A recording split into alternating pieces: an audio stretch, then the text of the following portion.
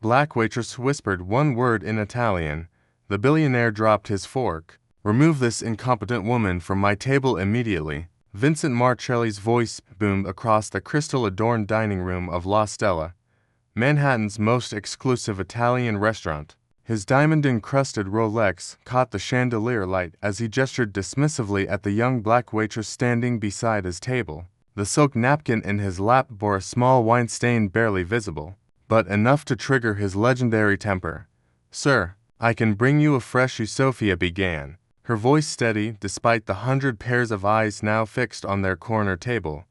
"Did I ask you to speak?" Vincent's face flushed red above his $1,000 suit. "In my country, servants know their place. Here, apparently, they think they can argue with their betters." Nervous laughter rippled through the dining room. Vincent's dinner companions, fellow billionaires, politicians, celebrities, watched the spectacle with the detached amusement of Romans at the Colosseum. This was Vincent Marcelli, after all. Real estate mogul, media titan, the man who owned half of Manhattan and acted like he owned the other half too. Sophia's dark eyes remained calm, almost serene. She'd been serving Vincent's table every Friday night for 2 years, enduring his racist remarks, his wandering hands, his casual cruelty. Tonight felt different, though. Her fingers brushed the small gold locket at her throat, her grandmother's locket. Something shifted in her posture. "Maria." Vincent snapped his fingers at the Mater D. "Get this girl out of my sight before I call the police. Better yet, call immigration. I'm sure her papers aren't in order." The dining room had gone completely silent now. Even the kitchen staff had emerged to watch. Vincent's wife looked embarrassed, but said nothing. His business partners shifted uncomfortably. But Vincent was just getting started. 2 years I've been coming here, and they still give me the affirmative action hire. Look at her, probably can't even spell her own name, let alone understand fine dining.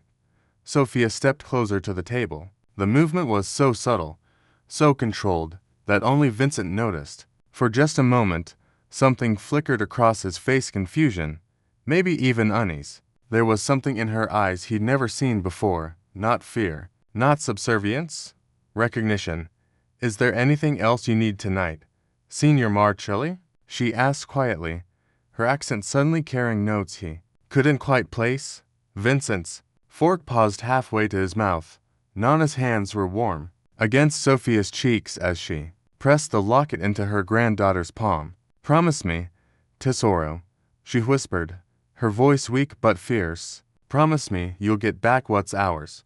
Sophia was 19 then, standing in the sterile hospital room that smelled of disinfectant and death. Outside the window, she could see the Marcelli Tower gleaming in the distance, built on land that should have been hers. Built with money stolen from her family, the papers are in the safety deposit box. Nona continued. "Everything, the original deeds, the contracts, the recordings. He thinks he destroyed it all, but Nano hid copies. Vincent Marcelli killed your father for those documents, and he thinks he won." Sophia's father had been an honest man.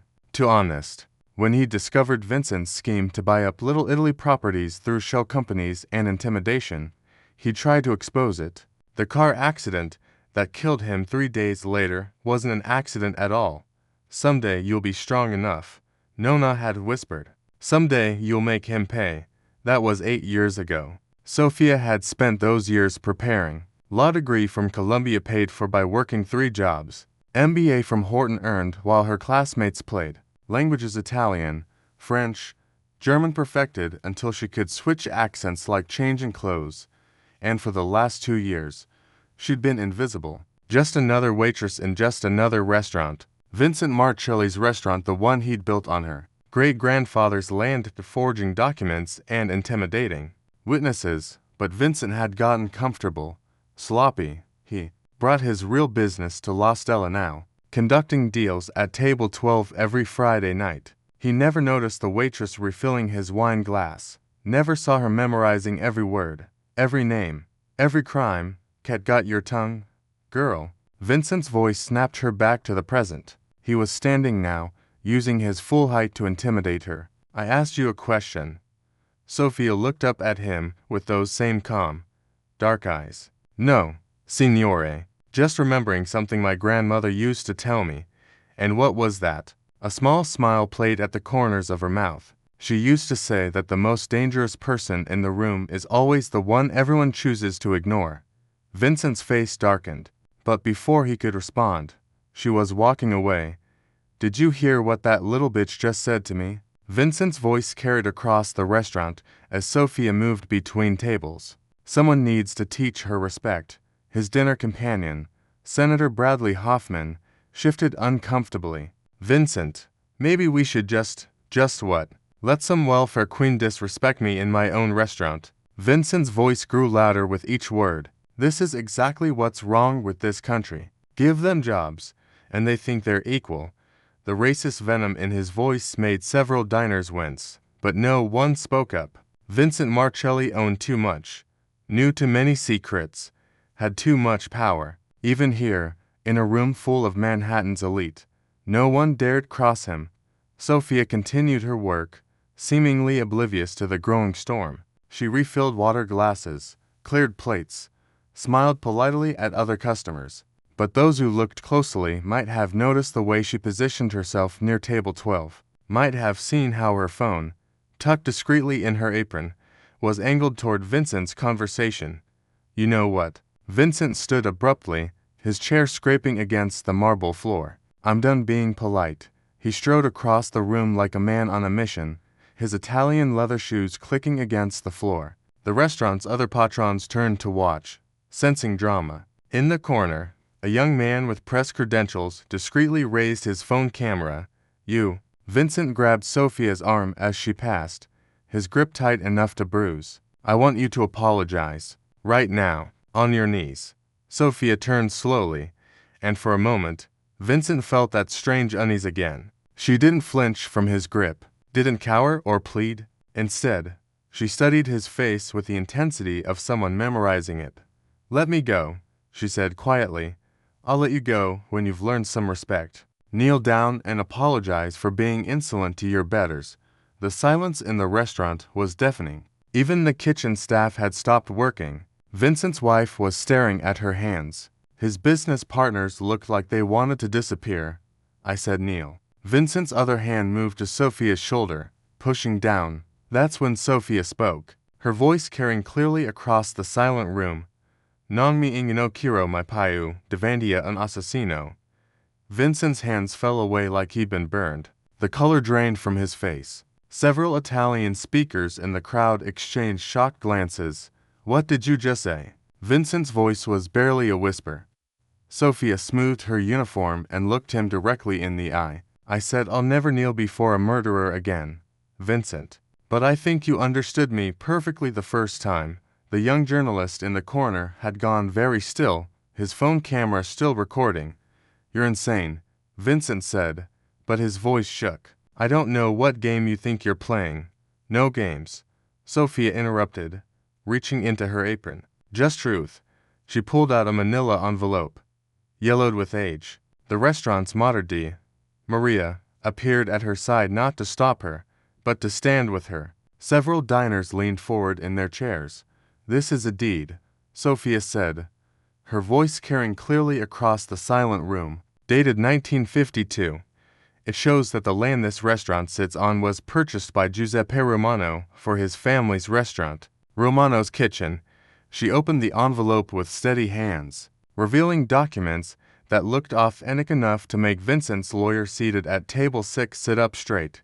That's impossible, Vincent said, but he was already reaching for his phone. Those documents were destroyed in a fire 20 years ago. You mean the fire you set? Sophia's voice remained calm, conversational almost. The same night, you had my father killed. Gasps echoed through the dining room. Vincent's wife dropped her wine glass, the crystal shattering against the floor. You're completely insane, Vincent said, but he'd backed away from her. Security. Call security. I am Sophia Romano, she continued, ignoring his panic. Giuseppe Romano was my great-grandfather. Anthony Romano was my father. And you, Vincent Marcelli, murdered him to steal this land. The young journalist had moved closer, his camera capturing every word. Other diners were pulling out their phones. Vincent could see his carefully constructed world beginning to crack.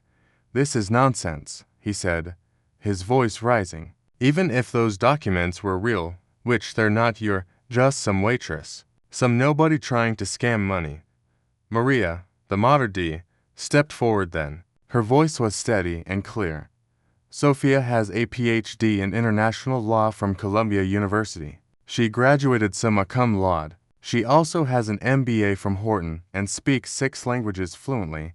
The silence that followed was deafening. Vincent stared at Sophia like he was seeing her for the first time. The humble waitress was gone. In her place stood a woman with perfect posture, intelligent eyes, and the bearing of someone born to command respect. "But that's not why I'm really here," Sophia said, her smile sharp as a blade. Vincent's phone slipped from his numb fingers and clattered to the floor.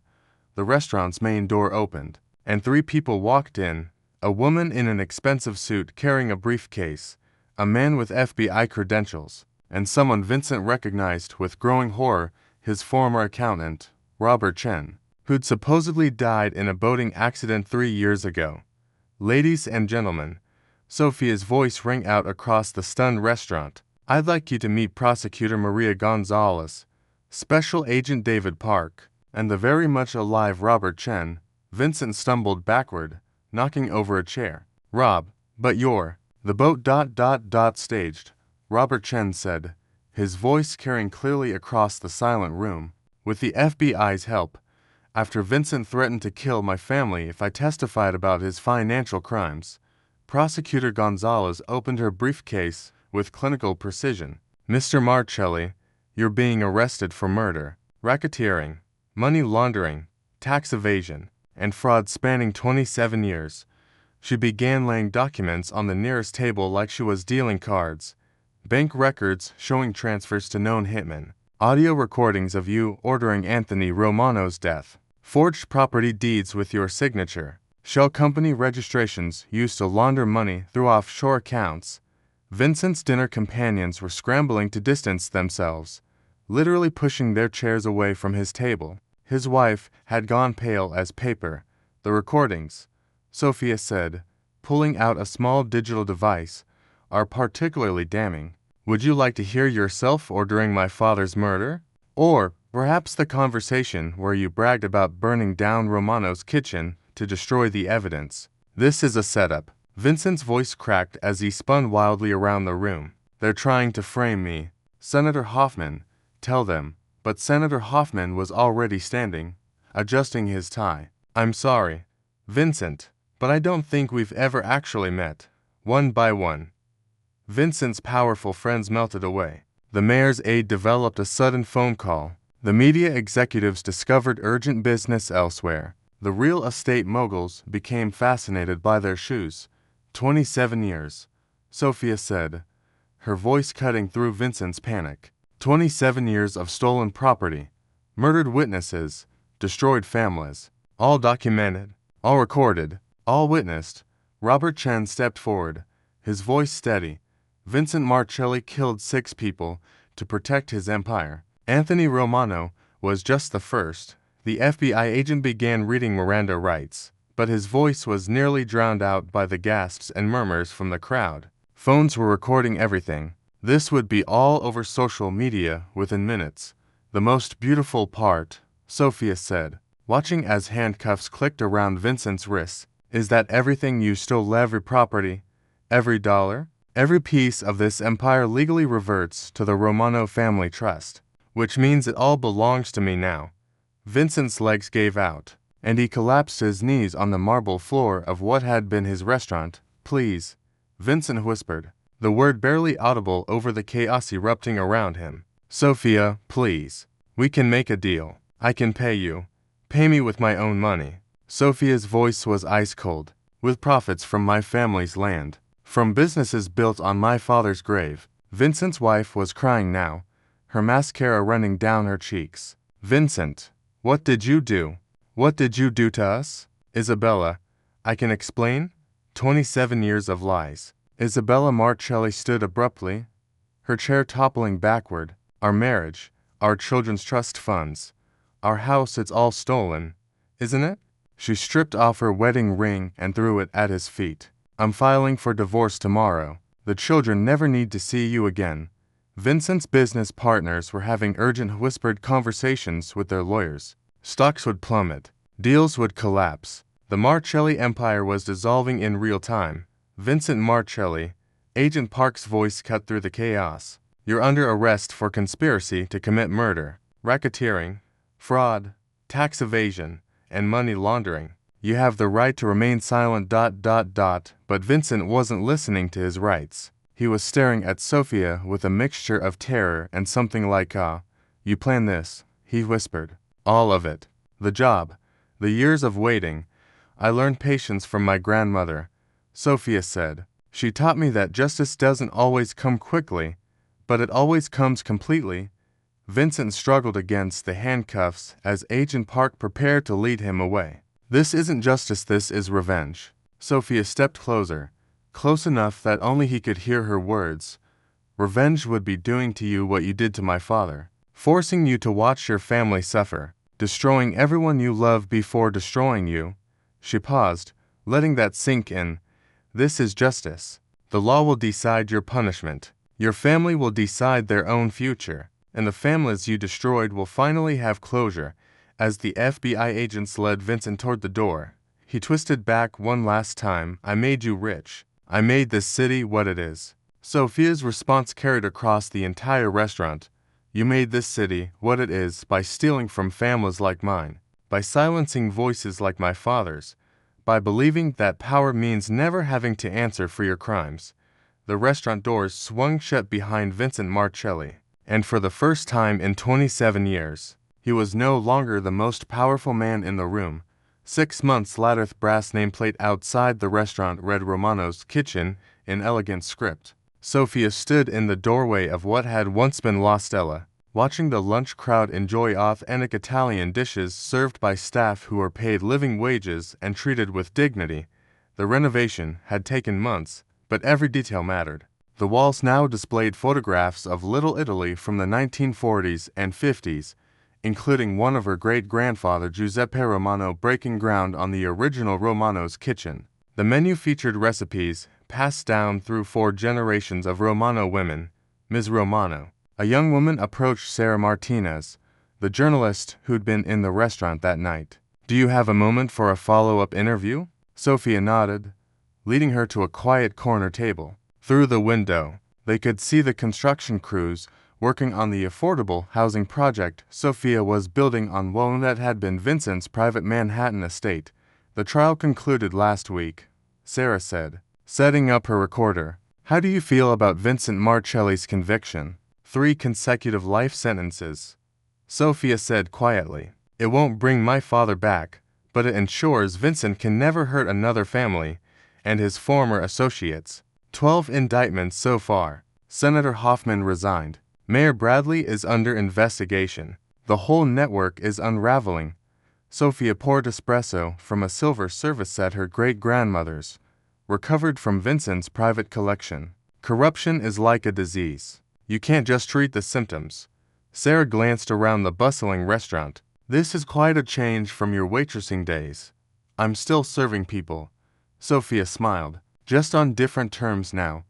The irony wasn't lost on her. She was still in the service industry, still ensuring people were fed and cared for. But now she controlled the terms. Fair wages, health insurance, respect for every worker, regardless of their background or accent. Her phone buzzed with a text from Isabella Marcelli.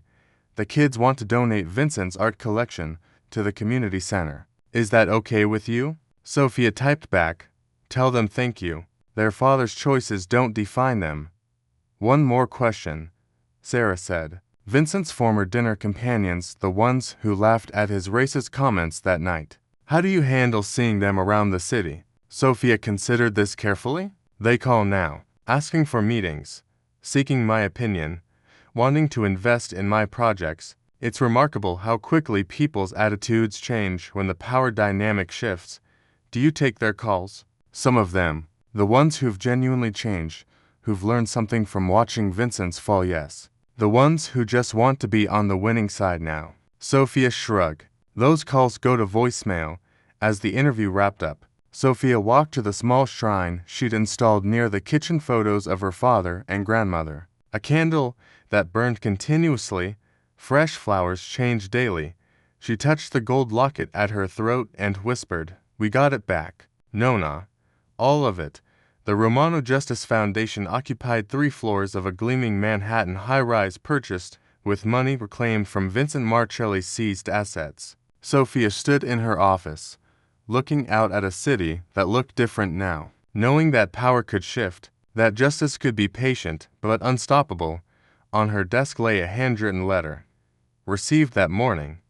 Sophia, I know I have no right to ask forgiveness. I know the law will never be enough to balance what I took from you and so many others. But I need you to know that every day in this cell, I think about your father, about what I stole from your family. From every family, I was wrong, about everything. You were never beneath me. I was beneath you in character, in dignity, in humanity. My children visit sometimes. Isabella brings them once a month. They're good kids, despite having me as a father. Isabella tells me they volunteer at your community center now, that they're learning what real service looks like.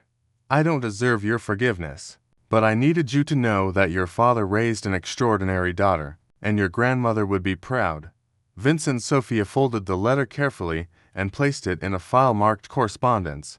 She would respond not because Vincent deserved it, but because forgiveness was a gift she gave to herself, not to him. Her assistant knocked softly. Ms. Romano, the scholarship recipients are here for their ceremony. Sophia straightened her jacket. Designer now, but she still remembered the weight of a server's apron and walked to the foundation's main hall. 50 young people from immigrant families sat in neat rows, each of them receiving full scholarships to pursue law degrees, business education, or community organizing. My great-grandfather came to this country with nothing but hope. Sophia began her speech. He built a restaurant, a life, a legacy. When that was stolen, he made sure future generations would have the tools to take it back. She looked out at faces that reminded her of her own journey. Young people from marginalized communities who understood that education was both shield and sword. Power isn't about having more than others, she continued. It's about lifting others up until they don't need you anymore. It's about creating systems that work for everyone, not just for those born into privilege. After the ceremony, Sophia walked through Little Italy as evening fell. Romano's kitchen glowed warmly in the growing darkness, full of families sharing meals and stories. The community center next door bustled with evening classes, English as a second language, citizenship preparation, job training programs. She paused outside her father's grave, placing fresh flowers on the headstone. Papa, she whispered in Italian, your dream is alive. Not just the restaurant, but the idea behind it, that everyone deserves dignity, respect, opportunity. The city lights sparkled around her, but Sophia felt grounded in something deeper than success or wealth or even justice. She felt connected to a legacy that stretched back generations and forward to generations yet to come. As she walked home through streets her family had helped build, Sophia Romano smiled. Vincent Marcelli had believed that power came from taking. He'd learned, finally, that true power comes from giving back. In her pocket, her phone buzzed with messages from other young people around the country, servers and cleaners and security guards who'd heard her story and found the courage to speak their own truths, to demand their own justice. The revolution, Sophia realized, had only just begun.